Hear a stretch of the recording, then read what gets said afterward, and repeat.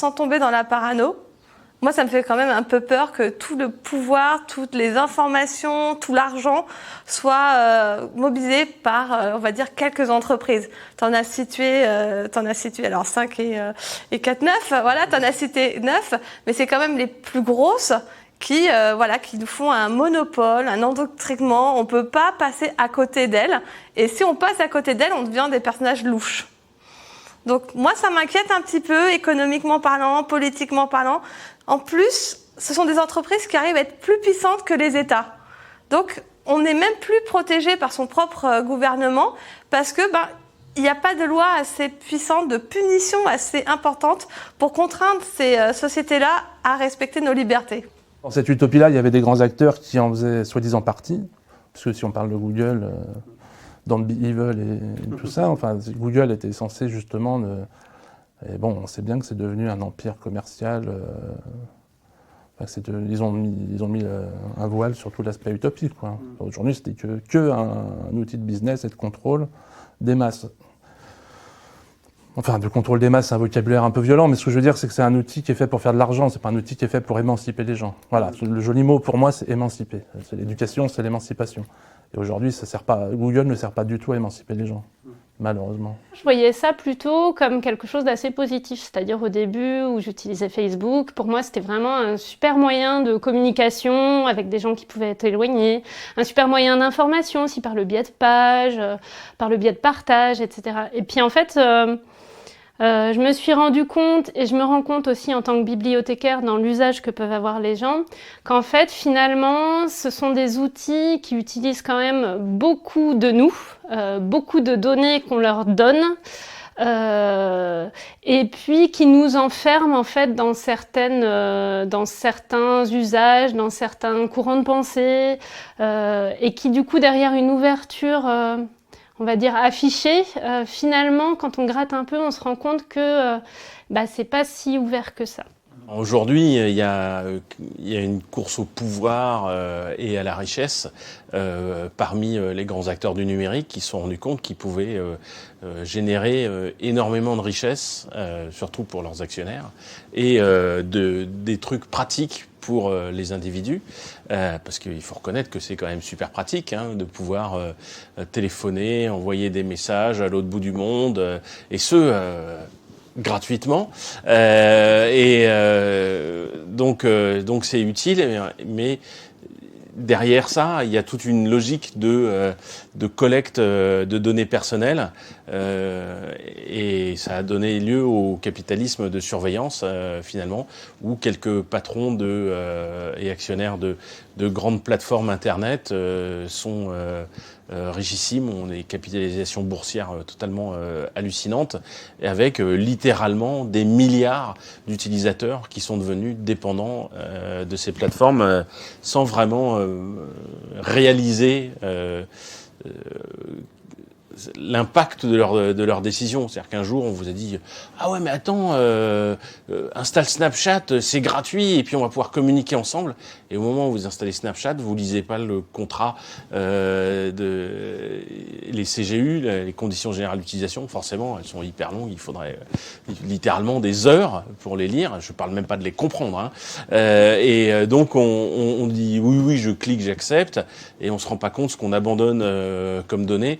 Tout ça pour avoir le droit d'envoyer des textos améliorés, quoi. Donc, c'est fait comme ça, c'est by design, quoi. C'est fait pour que on puisse commencer à mettre le doigt dans l'engrenage hyper facilement, c'est gratuit, et que ça soit super difficile d'en sortir, et qu'au passage, on se fasse tondre de ces données personnelles. Il me semble que les GAFAM, les Natou et les Batix et autres finalement organisations qui ont absorbé des fonctions tout à fait transversales, pas seulement à l'espace qu'est Internet, mais à l'extension d'Internet dans nos pratiques. C'est pas seulement une concentration économique, c'est une concentration économique, politique et sociale. C'est-à-dire que les outils qui sont proposés sont à la fois des outils qui sont pensés sur un plan très concentré, qu'on n'arrive plus à discuter collectivement, mais qui en plus contraignent nos pratiques collectives, sociales et politiques. Et je crois que c'est ça le cœur de la conversation est là, et évidemment, ça comprend la dimension économique et l'extrême domination de ces organisations. Et je rajouterais une chose qui me semble importante, qui est cette dimension de colonialité telle que le montre Antonio Casilli, c'est-à-dire qu'on retrouve au plan international et sur le plan de la distribution économique internationale des phénomènes de domination qui sont absolument abjects. On sait que ces organisations sont assises sur une domination économique absolument qui contrevient à tous les droits fondamentaux humains pour lesquels nous nos pays se sont battus en fait. Pas mal de personnes parlent de colonialisme numérique et s'inquiètent de l'arrivée d'un colonialisme numérique, voire d'une colonisation numérique. Et ma position est que, tout en ne pas voulant nier les risques, je préfère plutôt employer le terme colonialité, justement pour éviter que, surtout quand on est des hommes blancs vivant, cis, vivant dans un pays industrialisé, on se mette dans une situation d'appropriation d'une catégorie qui a été développée dans certains contextes historiques, et donc qu'on ne cherche pas à galvauder une notion qui a son importance encore aujourd'hui. Donc la question de la colonialité est la suivante. C'est un concept qui a été introduit par un sociologue vénézuélien qui s'appelle Quijano, Aníbal Quijano, qui parlait de colonialité du pouvoir. Et dans son analyse, qui remonte au début des années 90, il y aurait une manière du capitalisme actuel de se présenter comme une dynamique coloniale, comme une dynamique qui crée effectivement des personnes subordonnées ou des catégories même ou des pays entiers complètement subordonnés à une logique d'extraction de la valeur, et que cette valeur est par la suite utilisée, appropriée et centralisée ailleurs. Donc il y aurait en effet des formes de dépendance économique, d'asymétrie de pouvoir qui se manifestent autant au niveau géographique, autant au niveau politique qu'au niveau économique. Et que ceci est par la suite, et suivant les travaux d'autres personnes, devenu même une dimension qui structure la subjectivité des personnes. Okay, la subjectivité des personnes dans le capitalisme actuel. Alors, adaptons maintenant toute cette réflexion au contexte du numérique. Eh ben, on se rend compte que, en effet, le numérique aussi cherche à créer des formes de domination économique et d'asymétrie politique, et donc le numérique des plateformes surtout, le numérique qui s'articule avec les logiques de marché, avec le productivisme, l'extractivisme et tout un tas d'autres ismes, donc qui cherche à créer des formes de centralisation et des formes de dépendance qui, d'une part, mettent au travail des pans entiers de la population mondiale, et de l'autre côté, le mettent hors des droits qui seraient normalement associés au travail.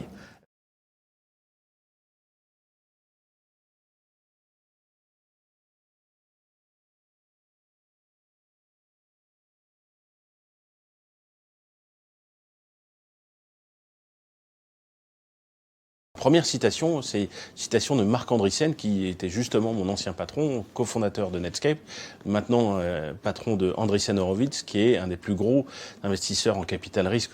On l'appelle le banquier de la Silicon Valley. Donc lui, il a tout compris comment le système marchait. Et il déclarait il y a quelques années déjà, le logiciel dévore le monde. Et c'est une évidence. Mais c'est une évidence qu'il faut rappeler parce que le logiciel est tellement partout qu'il est arrivé, on n'a pas bien réalisé.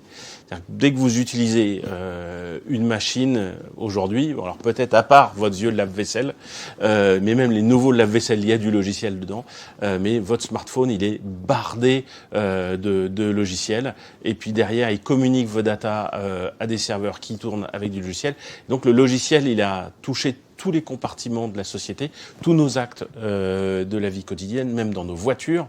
Et maintenant, nos voitures sont des ordinateurs avec des roues, et ça sera de plus en plus vrai quand il y aura de plus en plus d'électrique et de moins en moins de mécanique. Donc le logiciel dévore le monde, et ça n'est qu'un début. C'est-à-dire que ça va être de plus en plus, ou de pire en pire, je ne sais pas, mais en tout cas, oui, de plus en plus de logiciels. Ça, c'est une première chose. Deuxième citation, c'est Lawrence Lessig. Lawrence Lessig qui, en 99, a écrit un article, puis qui est devenu tellement populaire en fait qu'il en a écrit un livre et qui écrit dans son livre qui est Code and Other Laws of Cyberspace, donc le code et les autres lois du cyberespace. Il dit en gros le code c'est la loi. C'est-à-dire qu'au XXe siècle, au XIXe siècle, celui qui faisait les lois, le régulateur, celui qui décidait de ce que les gens pouvaient faire ou ne pas faire dans leur vie quotidienne, c'était un juriste ou un ensemble de juristes dans une structure, un parlement, dans les cas d'une démocratie, où on décide de la loi. Ce que les gens, ils ont le droit de faire. Et de ne pas faire... Ce que Laurence Lessig connaît très bien. Ah oui, parce que lui, Lessig, bien sûr, est un juriste, un constitutionnaliste américain très très brillant et en plus candidat à la primaire démocrate de l'élection américaine précédente. Candidat malheureux évidemment donc il connaît très bien ça et il explique que maintenant au XXIe siècle c'est plus pareil.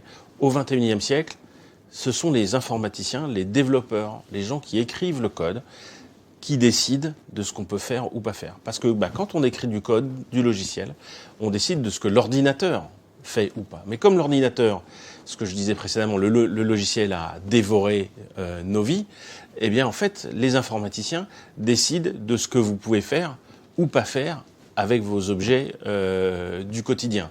Est-ce que mon capteur de rythme cardiaque ou de nombre de pas, est-ce que je peux exporter les données qui sont mes données hyper personnelles, puisque c'est des données qui viennent directement de mon corps. Est-ce que je peux les récupérer ou bien est-ce que elles sont automatiquement envoyées en Californie et je ne peux les récupérer qu'en payant? Ça, c'est eux qui décident. Donc c'est celui qui a écrit le code ou son patron qui lui a dit tu vas écrire le code de telle façon à ce que les données qui sont issues du corps de l'individu elles soient rapatriées automatiquement en Californie. C'est lui qui décide. Plus concrètement, tu vas sur la page web du Figaro sur ton mobile et à chaque fois il me dit voulez-vous installer l'application? Mais non, sinon je l'aurais déjà fait. Mais ça fait 1000 fois que tu me demandes si je veux installer l'application. Ils ont décidé qu'ils te poseraient la question à chaque fois pour t'emmerder, pour qu'à la fin de guerre lasse, tu installes l'application, parce que l'application, elle va te pomper des données, elle va te traquer, et elle leur apporte plus de valeur que si tu la consultes depuis ton navigateur web. Et ça aussi, c'est un programmeur ou son patron qui ont décidé que à chaque fois qu'on arrivait sur le site du Figaro depuis un smartphone, on proposait d'installer l'application. Et sur des choses aussi simples que ça, cette frustration que j'ai plusieurs fois par semaine quand je tombe sur un article du Figaro, eh bien c'est parce que ça démontre que quelqu'un décide pour moi de me poser la question jusqu'à ce que j'en ai marre et que j'abandonne et que j'installe leur maudite application, ce que j'ai jamais fait et que je le ferai probablement jamais. Donc ils décident de ce que moi j'ai le droit de faire ou pas, et ils décident de m'emmerder ou pas, ou de me permettre de faire des choses ou pas. Donc le code, c'est la loi. C'est ça que dit Laurence Lessig. Et le problème, c'est que le développeur, il n'est pas élu. Il n'y a pas d'élection pour décider de ce que fait son truc. Et bien souvent, il a un pouvoir sur moi. C'est-à-dire que si j'ai commencé à utiliser une application ou un logiciel, dedans il y a mes données, il y a tout un historique, ça va être difficile pour moi d'en sortir. Et une fois que je suis dans la nasse, en fait, il va pouvoir serrer la vis et me demander de faire des trucs ou d'accéder à plus de données, etc. Et j'ai pas trop le choix parce que il y a une négo qui s'installe, mais je suis perdant puisque je suis déjà pieds et poings liés, coincé dans l'appli. Par exemple, l'application Uber, il y a quelques mois, a décidé que elle fonctionnerait bien que si la géolocalisation, c'est-à-dire le fait de pouvoir vous pister et de savoir géographiquement où vous êtes, elle ne fonctionnerait bien que si vous pouvez vous pister tout le temps, même quand vous n'êtes pas dans un taxi, quoi. Et ça, c'était soit vous étiez d'accord pour accepter d'être pisté 24 heures sur 24, soit il fallait complètement désactiver la géolocalisation et du coup l'application, elle devenait totalement inutile. Et moi j'ai fermé mon compte Uber à ce moment-là parce qu'il y a un moment qu'on me met le couteau sous la gorge, je trouve pas ça super drôle, quoi. Mais ça prouve bien qu'il y a un rapport de force qui se met entre les gens qui font le logiciel et nous utilisateurs. Et c'est pas des lois, c'est pas des gens qui sont élus, c'est pas possible de faire appel. Ils prennent des décisions qui impactent littéralement des milliards de personnes. Facebook, c'est plus de 2 milliards de personnes par mois. Et quand ils décident de faire une connerie avec nos données personnelles, c'est très difficile de les faire changer d'avis. On n'a pas de poids, en fait, par rapport à eux. Alors que dans un système démocratique, si la loi, elle est injuste, eh bien, il y a un juge. On peut aller en justice et faire changer les choses. Dans le numérique, ça n'existe pas. Donc on a une régression finalement sociétale, c'est que avant, au moins, la loi, elle était faite par des hommes de loi, qui avaient sûrement leurs défauts, mais aujourd'hui, c'est fait par des gens qui veulent gagner un maximum d'argent et qui ont comme slogan, c'est le cas chez Facebook, aller vite et casser des choses. Oui, mais ils cassent tout, ils cassent des vies, ils cassent des lois, ils cassent la vie privée, ils cassent la société. Et enfin, donc la troisième citation, qui est un contrepoint de la deuxième, toujours de Lawrence Lessig, c'est Code is law, le code c'est la loi, et la suite c'est Architecture is politics. C'est-à-dire la façon dont on architecture le système d'information, c'est faire de la politique. C'est décider qui a le contrôle. Aujourd'hui, il y a une énorme concentration du pouvoir dans les mains de quelques patrons de plateformes. Des Facebook, il n'y en a pas 36, il y en a un. Et des concurrents de la taille et de l'influence de Facebook, il n'y en a pas beaucoup. Il y en a au maximum une dizaine. Les GAFAM, Google, Amazon, Facebook, Microsoft, les Batix, les Natu, donc des Asiatiques, ou les Uber, Airbnb, etc. Et les grandes plateformes, il y en a, voilà, littéralement une dizaine, une douzaine. Et donc ces gens-là concentrent énormément de pouvoir.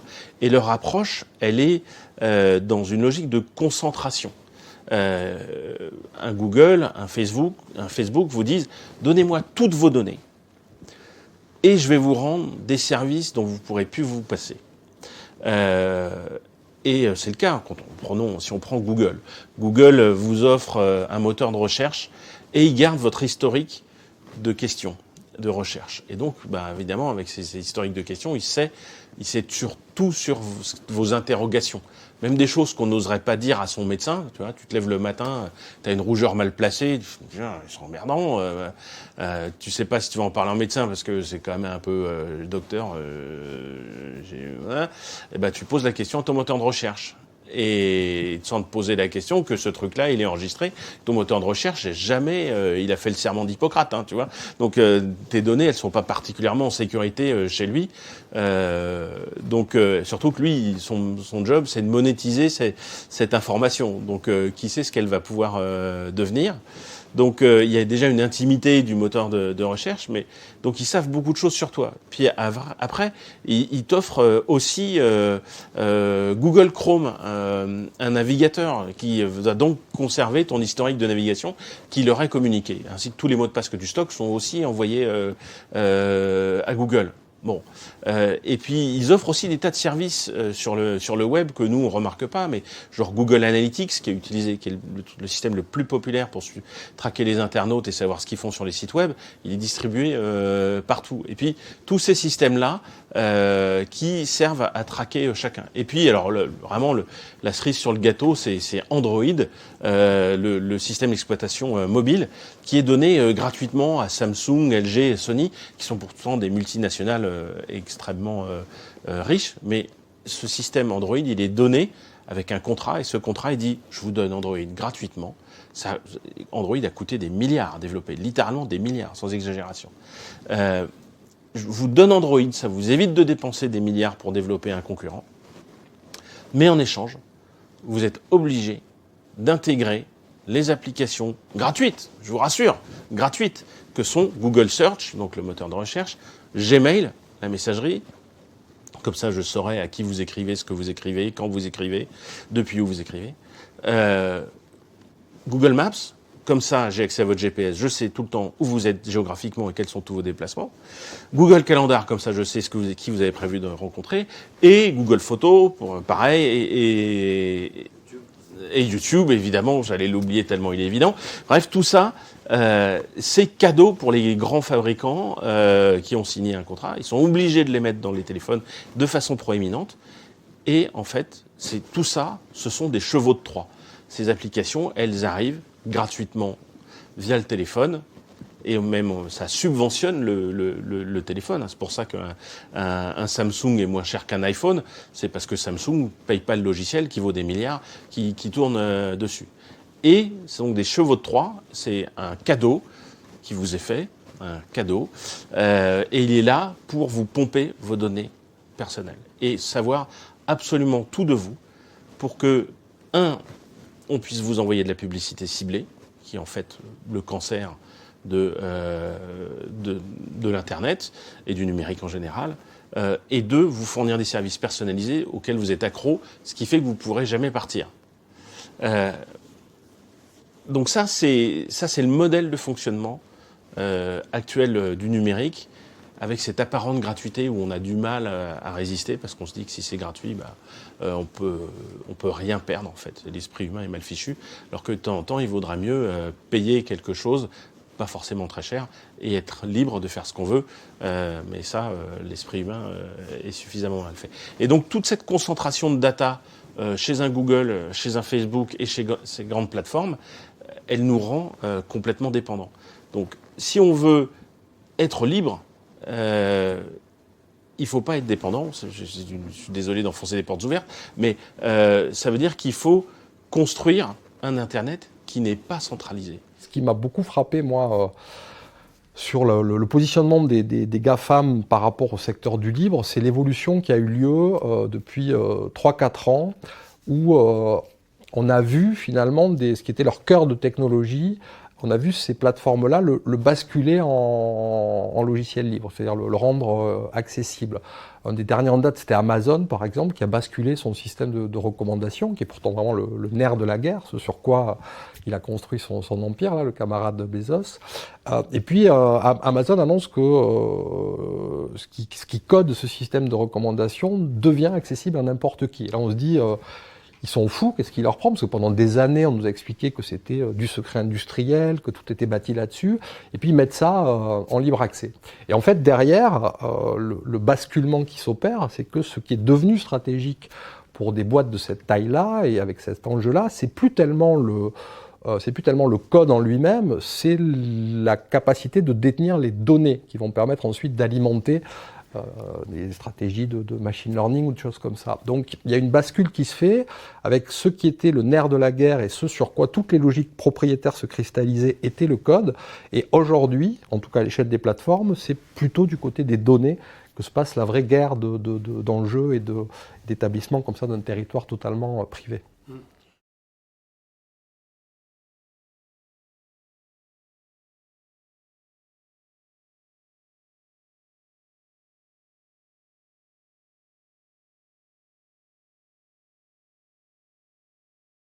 Ça fait déjà quelques années, avant Internet d'ailleurs, que le marché de l'information était devenu le premier marché et le premier secteur industriel à l'échelle mondiale, loin devant l'automobile, l'agroalimentaire, les industries du siècle dernier, j'ai envie de dire.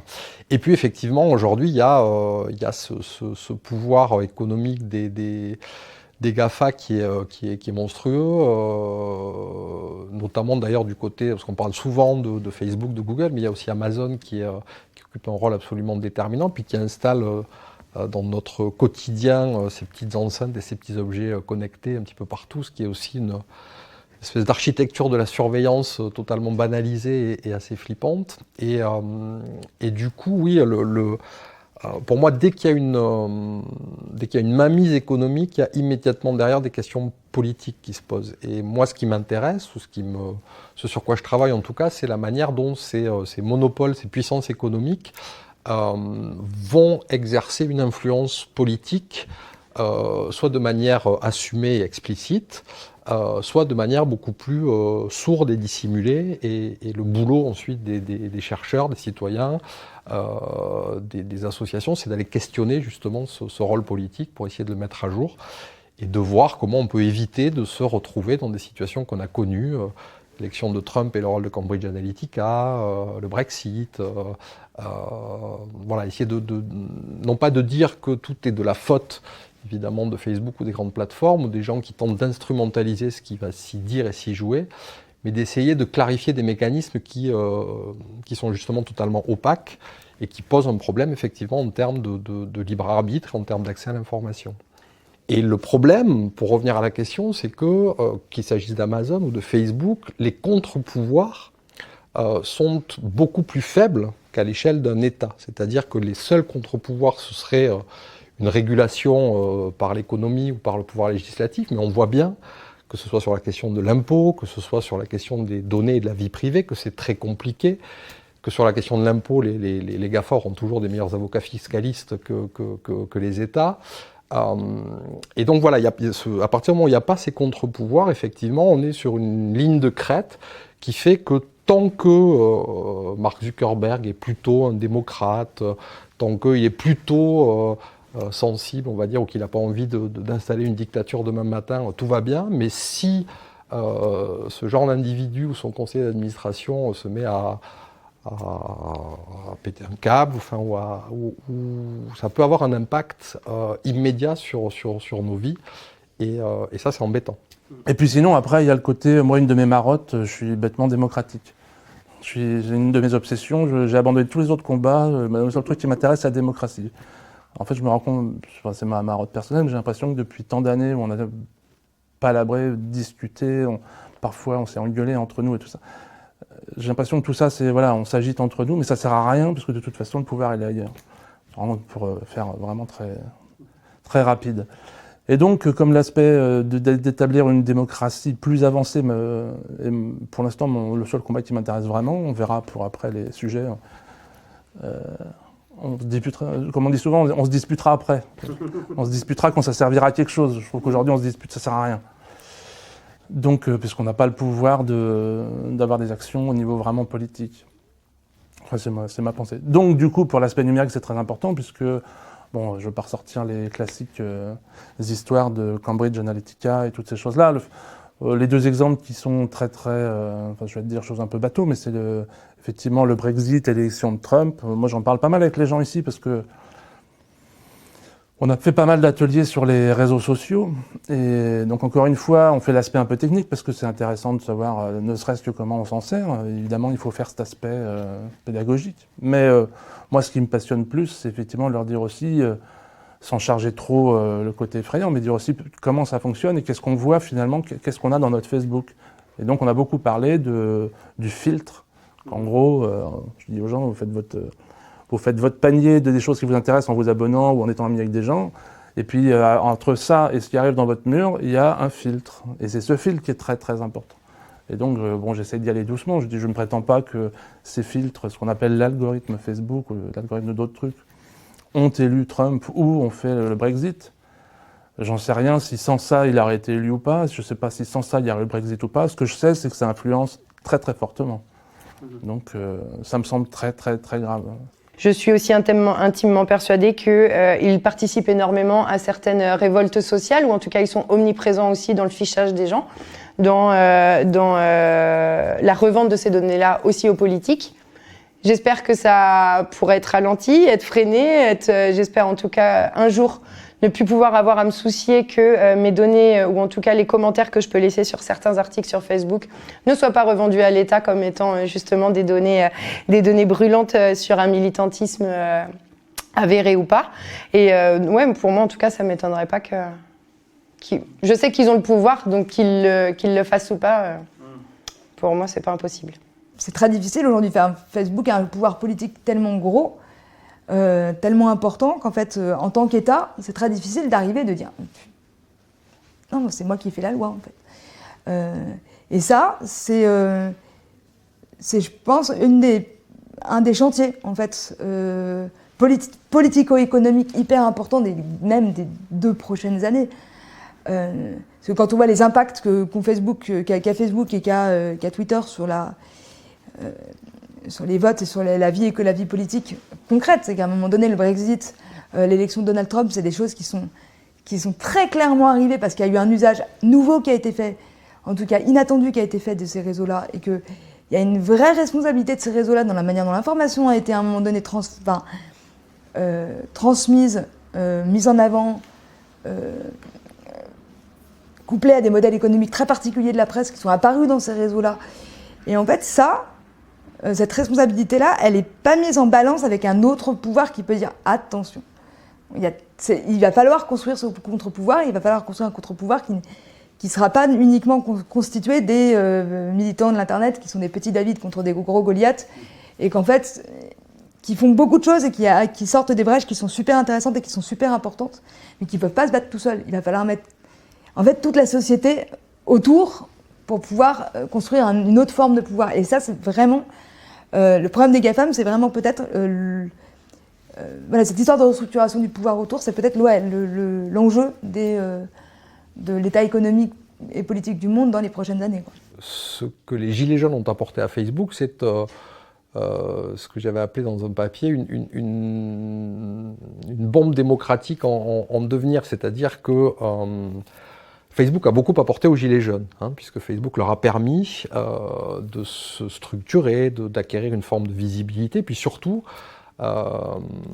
d'accéder aussi à un espace de parole dont ils étaient factuellement et objectivement privés. Ils n'avaient plus accès à cet espace de parole dans les médias pour exprimer, ce qui est tout à fait légitime, un ressenti et une souffrance. Donc ils ont investi Facebook, parce que la nature a horreur du vide, et que Facebook était là pour leur proposer de structurer cet espace de parole, et il l'a remarquablement bien fait.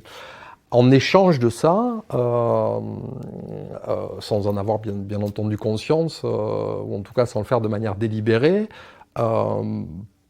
chaque fois que les Gilets jaunes, sur les groupes de discussion, sur les sondages qui étaient lancés, sur les lives Facebook, ont déposé des commentaires, ces données-là nourrissent la base de données de Facebook, qui est une base de données d'opinion.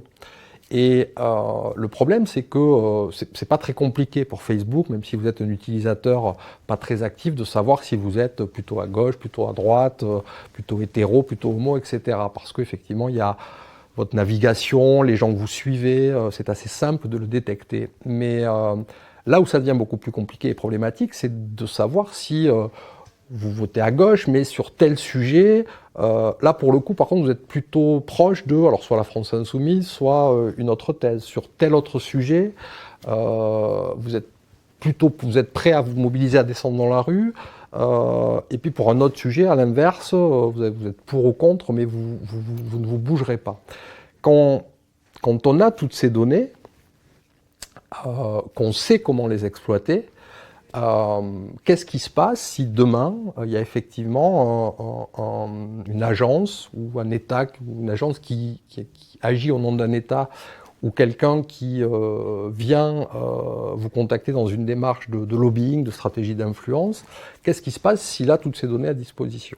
Eh bien, on revit une espèce de scandale Cambridge Analytica, mais à l'échelle française ou à l'échelle européenne. C'est-à-dire que le pacte faustien, en quelque sorte, de Facebook, c'est que, bien sûr, c'est un outil formidable pour agréger des colères, pour leur donner une visibilité, pour produire aussi des modes de structuration et d'organisation, même si on pourrait utiliser d'autres outils à côté.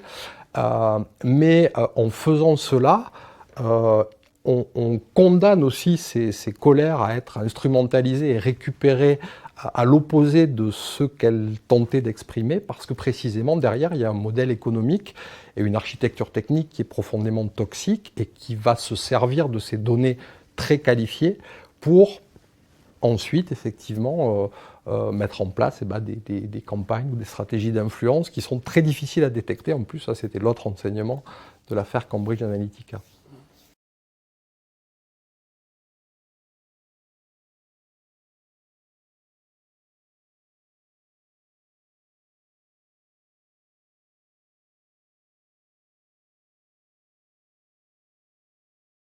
On est face maintenant à un marché qui est monopolistique. Et on est face à un gros problème, en fait.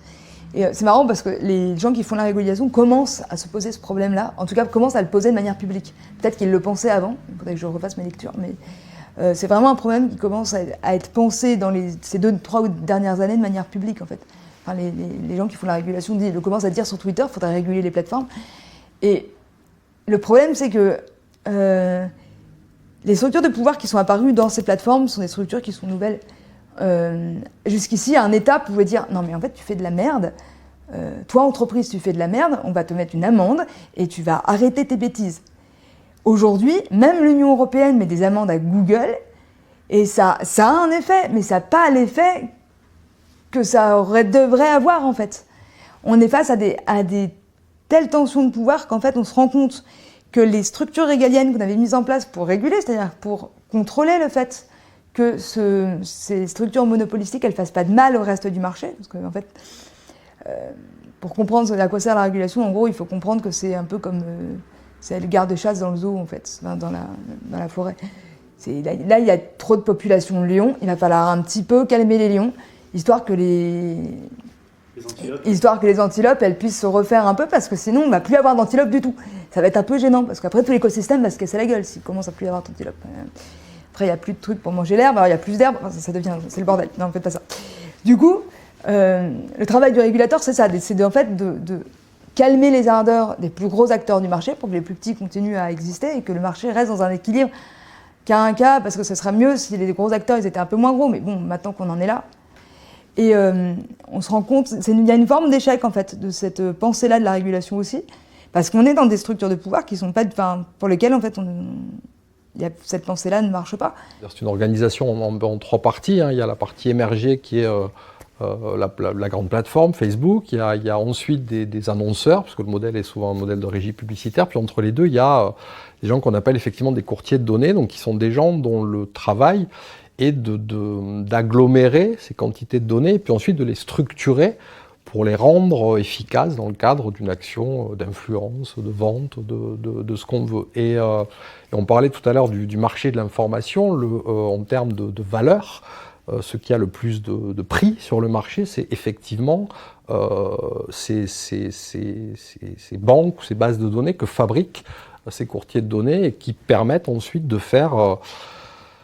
de mener des actions entre des annonceurs et puis les 2 milliards d'utilisateurs de Facebook, des actions hyper ciblées, hyper segmentées, mais c'est ce qui permet aussi, on l'a vu à une autre échelle avec Cambridge Analytica, les mêmes données peuvent permettre de vendre des tondeuses à gazon ou de convaincre quelqu'un de se déplacer sur un bureau de vote. Donc c'est pour ça que la question des données elle est centrale.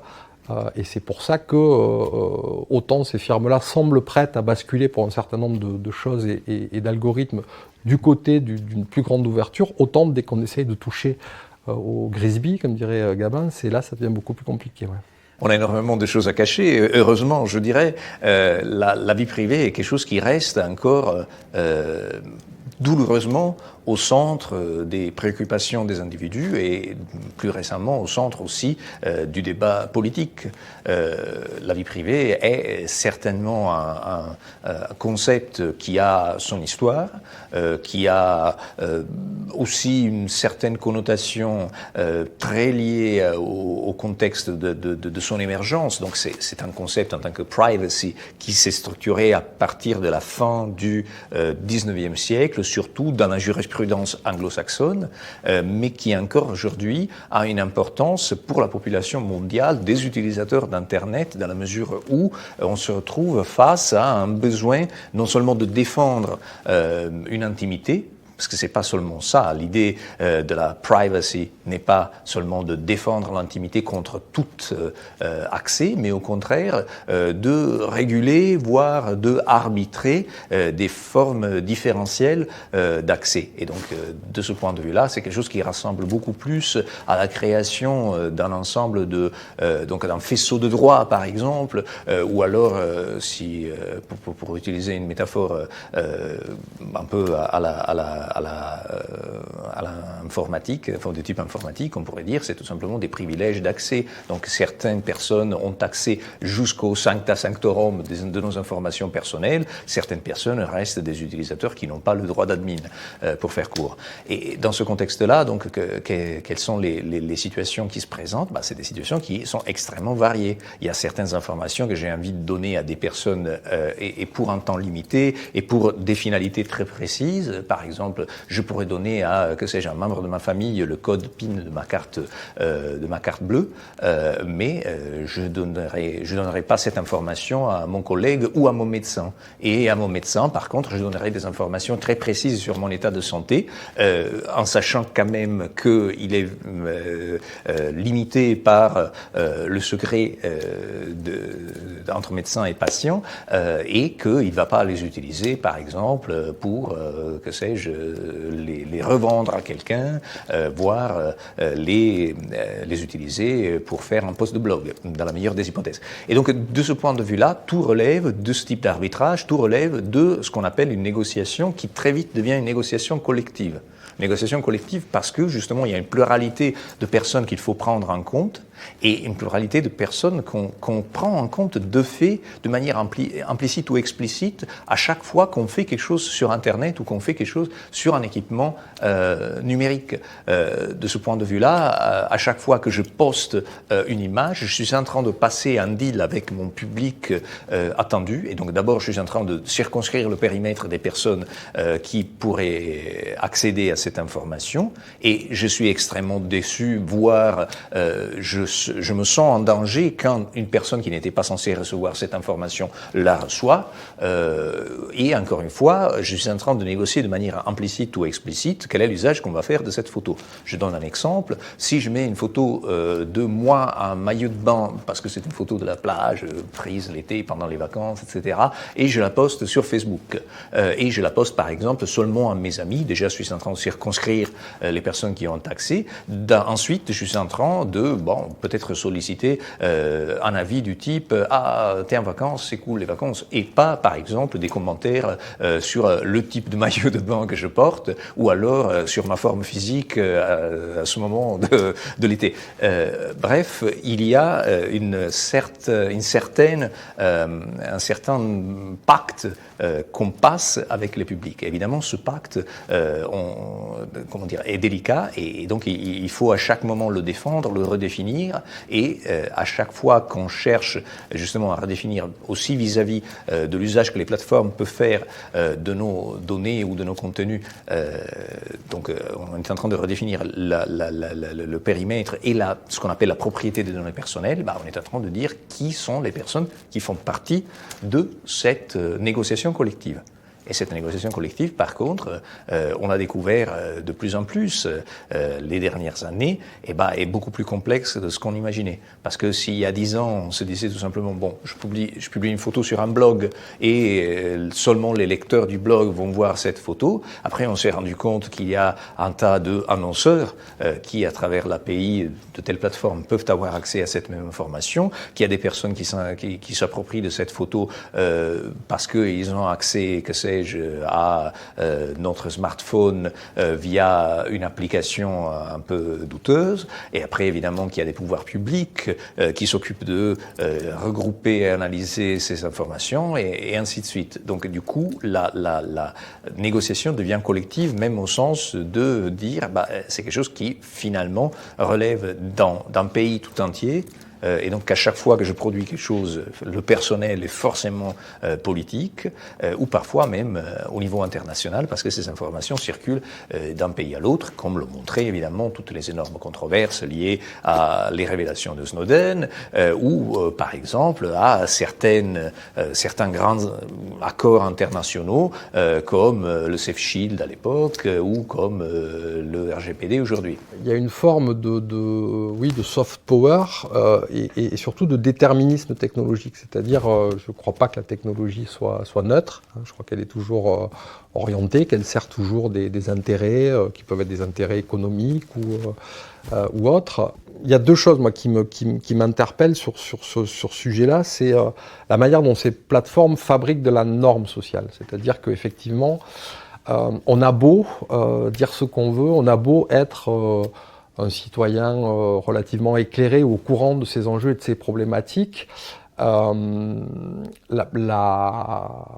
force la plus puissante, c'est celle de l'habitude. C'est-à-dire que quand on passe du temps sur ces plateformes, on prend l'habitude de se conformer à des comportements, à des stratégies de publication qui sont celles tolérées à l'intérieur de la plateforme. Et il y a un sujet, moi par exemple, qui m'interpelle beaucoup, c'est la question de la nudité. On sait, parce qu'il y a une polémique par mois, qu'à l'intérieur de Facebook, si on voit le téton par exemple d'une poitrine féminine, c'est considéré comme de la pornographie, donc ça passe pas. On sait que si on voit, même si c'est une photo qui a gagné le prix Pulitzer, même si c'est une petite fille qui fuit les bombardements au napalm, à partir du moment où elle est toute nue et où on voit son sexe de petite fille parce qu'elle est toute nue, c'est considéré non seulement comme de la pornographie, mais comme de la pédopornographie. Et ce qu'on observe, c'est que petit à petit, de manière presque infra, les gens en fait prennent l'habitude de ne plus poster par exemple de photos d'eux quand ils vont à la plage où on va voir la poitrine, parce qu'ils ont intégré le fait que sur Instagram qui appartient à Facebook, la photo ne passera pas. Voilà. Donc derrière, il y a effectivement une norme culturelle qui s'installe, qui vient voilà, on pourrait faire tout un tas d'études sociologiques sur le côté puritain, américain, etc., qui viennent là-bas en tout cas, mais qui touchent au quotidien 2,6 milliards d'êtres humains selon le dernier recensement officiel de Facebook. Donc c'est une puissance de feu qui est totalement inédite à l'échelle de l'humanité, puis à l'échelle de l'histoire des médias. On n'a jamais eu ça.